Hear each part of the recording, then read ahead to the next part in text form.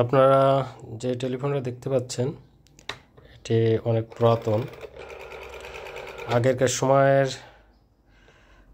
80-র দশক অথবা তারও অনেক আগ থেকে এই টাইপের টেলিফোন আগেরকার ধনীদের বাসায় ব্যবহৃত হতো।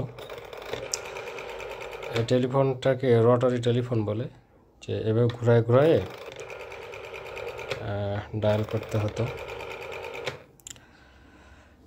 টেলিফোন যেটা দিয়ে কথা বলার